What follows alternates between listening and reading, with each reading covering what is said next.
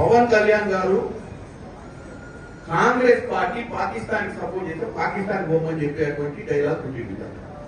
పవన్ కళ్యాణ్ గారిని ఒకటి చెప్పదలుచుకున్నాను. పవన్ కళ్యాణ్ గారు మీరు డిప్యూటీ సరే మొట్టమొదటిసారి ఎమ్మెల్యే మీకు మంచి అవకాశం వచ్చి డిప్యూటీ సీఎం అయింది. ఇది సినిమా కాదు, స్క్రిప్ట్ రాసిస్తే చదువుకోని.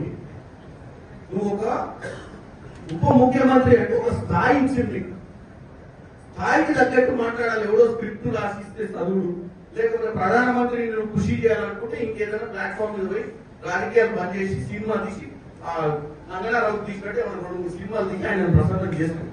అంతే తప్ప నీకు ఒక అధికారమైన బాధ్యతలు ఇచ్చి ప్రజా సమస్యల మీద పోరాటం చేయాల్సినవి బాధ్యత లేకుండా కాంగ్రెస్ పార్టీ పాకిస్తాన్ లో సపోర్ట్ చేసుకుని ఒక ప్రచారం చేసే ప్రయత్నం చేస్తాం. కాంగ్రెస్ పార్టీ సెక్యులర్ గా ఈ దేశాన్ని కాపాడాలనుకుంటుంది.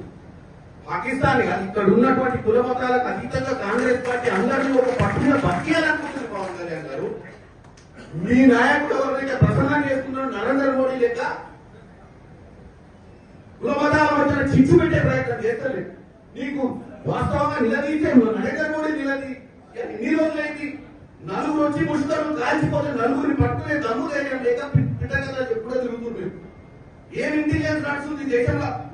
నలుగురు వచ్చి మిట్ట మధ్యాహ్నం కూడా బౌండరీ మీద కూడా కాదు, బోర్డర్ మీద కూడా కాదు, లోపలికి వచ్చి 100 కిలోమీటర్ల లోపలికి వచ్చి కాల్చిపోయిన నలుగురిని పట్టలే నువ్వు పిట్టకథ చెప్తే నువ్వు ఆ పిట్టకథ నువ్వు విని మళ్ళీ కాంగ్రెస్ పార్టీని విషప్రచారం చేసే ప్రయత్నం చేయడం అనేది వాస్తవంగా ఆంధ్ర ప్రజలు నీలాంటి ఉప ముఖ్యమంత్రిగా ఎన్నుకునేందుకు వాళ్ళ క్షేమియాలి.